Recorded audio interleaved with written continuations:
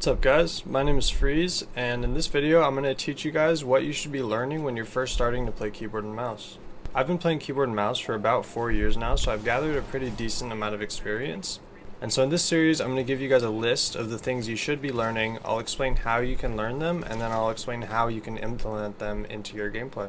Now there are a lot of things that go into this. Since you're learning a brand new input, it's going to feel weird when you're first starting. And so some of the things that you're going to want to practice when you're first learning keyboard, you're going to want to obviously practice your mechanics, you're going to want to practice your aim, but to kind of go into that more, you're going to want to work on your crosshair placement and your fluidity when you're building, editing, any of that stuff.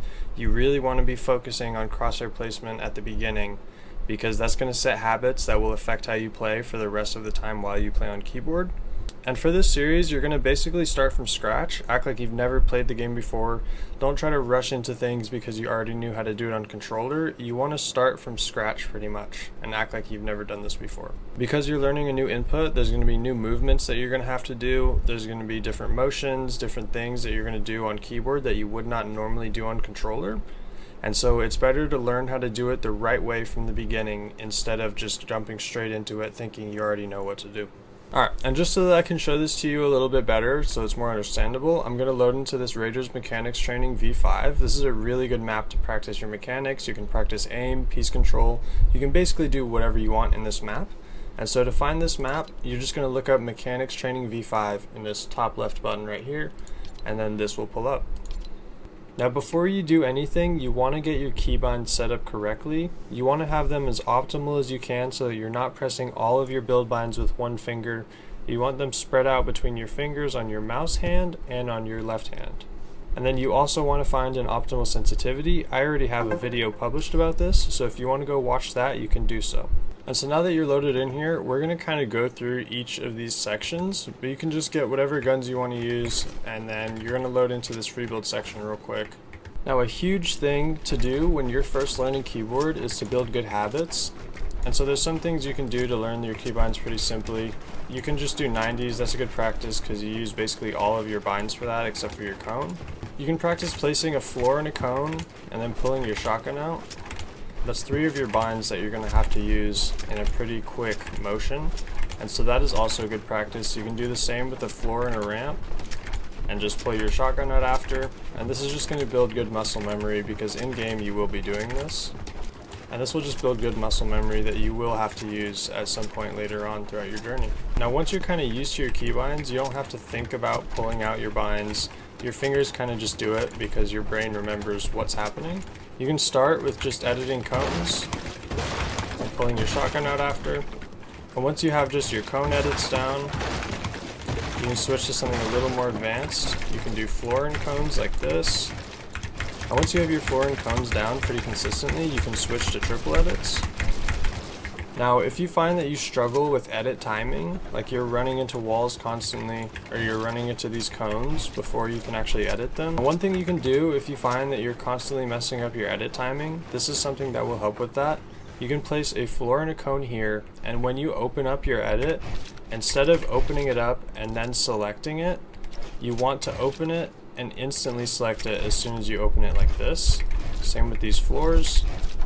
So practice slowly selecting the tiles on this floor and cone, and then gradually speed up as you feel yourself getting better with the timing.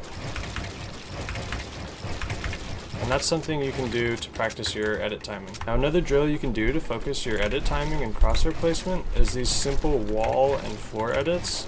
So you place a floor underneath you, you place a wall in front of you, and when you're doing this, instead of making big movements like this, you want to make small movements like this. And it's going to be hard when you're just starting, but you really want to focus on this since this is going to build habits that you're going to use for the entire time you play keyboard. Another thing is to do these ramp edits, and same thing with this. You want to do small movements like this instead of big exaggerated movements like this. And then after you've gotten good at both of those, you can start to put them together. So you ramp, wall, ramp, wall, ramp, wall, ramp, wall. And make sure you're focusing on your crosshair placement when you're doing this. Alright, and so that was the basics of getting started with your mechanics on keyboard and mouse. Once you've gotten pretty comfortable with all of those things like double edits, even just single floor or cone edits, wall edits, ramp edits, Those are the basics for basically every mechanic that you're going to ever need.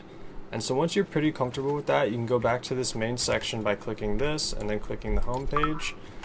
You're going to go over to this comp section, and there's a lot of really good stuff in this section of the map. This is for mechanics and aim.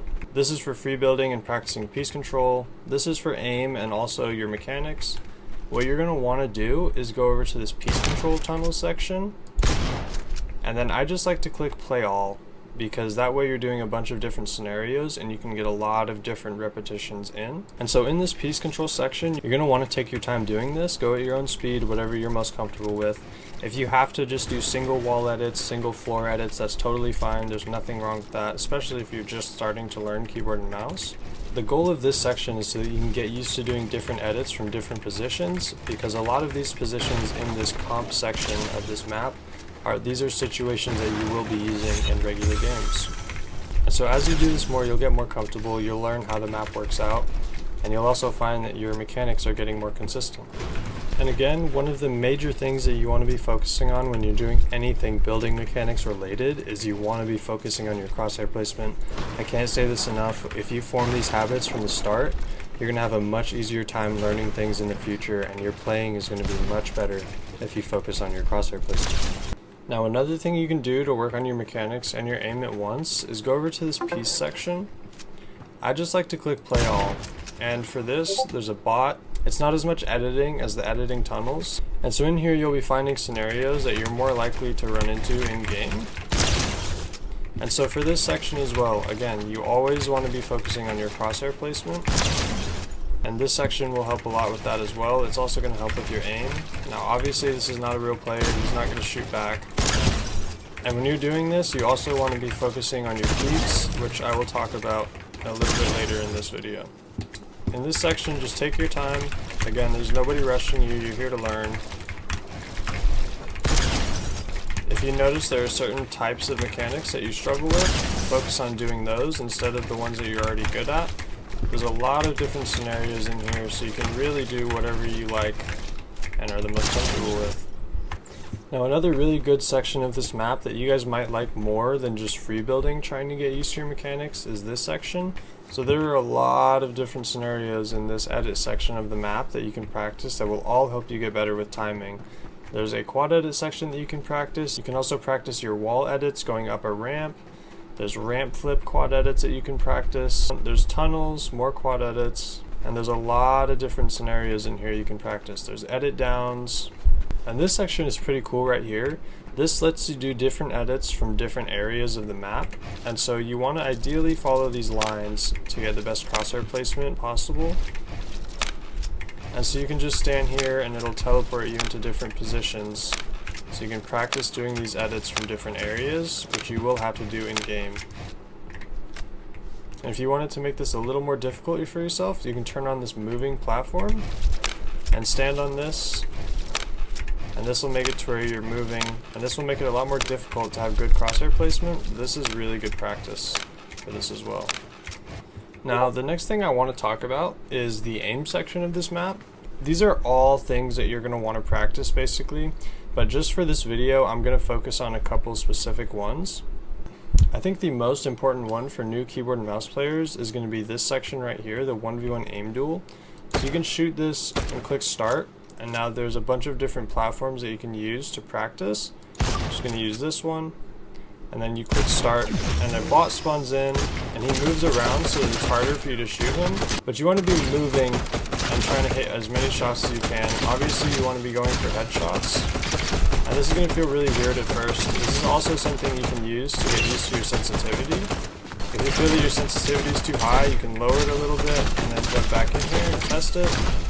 But this is a really good section for getting used to your aim and getting used to shooting something that's moving. Now, another thing that's really good to practice are these side jump shots. This section, you just side jump, and you want to go for headshots when you're doing this, because this is something you will also have to do in game. You can either do this while sprinting, or you can just be regular jumping. Now another section that I like to use to get used to moving and hitting your shots while you're fighting someone else's moving is going to this dodge tracking section. So if you start this, you'll see this barrier spawns in, and when you hit this barrier, it gives you a little notification so that you know you got hit. And what you want to do is just go for shots on this bot while you're jumping, crouching, whatever you're doing. You want to be moving around while you're shooting them at the same time. And so that's going to be in game, you're going to have to move around. It makes you harder to hit, and it also makes it a little more difficult to hit your opponent, but you never want to be caught standing still. And so this will just teach you good muscle memory for moving around while you're shooting. And then the last section I want to talk about for now in this aim section is this box fight aim. When you load in, there will be builds placed, and there's a bot here. What you want to do here is focus on your peaks while you're taking shots from a bunch of different angles. And this will just get you used to box fighting without having to get shot back. You can just work on your mechanics, you can work on your peaks in this section. And when you're in this section, you want to practice attacking from a different box. So instead of attacking them from this box right up in their face, maybe practice attacking them from a little further back, and then you can get up close. But you want to be doing different kinds of practice. You don't want to just sit in one box or always get right up next to them, because that will build bad habits, and we're trying to eliminate that. So far we've covered crosshair placement, we've worked on some basic mechanics that you're going to use for everything else, we've worked on your aim, worked on your movement while shooting, we've worked on side shots, and we've also worked on piece control. Now one thing to remember is that you're still new to keyboard and mouse. Obviously you're not going to be Peterbot, you're not going to be Mr. Savage instantly. It just takes practice and it takes a lot of repetition, so don't hold any unrealistic standards for yourself. You have to realize that you're learning a whole new input, and you've got to be proud and confident in what you've learned so far. If you're new to keyboard, you want to do a good bit of training while you're still new, but you also want it to stay fun. You don't want to just grind mechanics, you don't want to just grind aim for 3 hours a day. That's going to get boring and demotivating very fast. What I would recommend that you do now is, if you're brand new, you want to spend probably half of your time practicing, and that sounds like a lot. And as you get better, you're not going to have to do that as much. But especially when you're just learning, you want to be spending half of your time practicing. So if you have a 3-hour time limit per day, I'd spend 30 minutes in the mechanics section of this map working on your crosshair placement, your builds placement, and just your timing and building in general. I'd spend another 30 minutes on the aim and box fighting sections of this map that we covered. And then I'd spend the last 30 minutes of my first half of my time, I'd spend that on editing in that edit section of this map.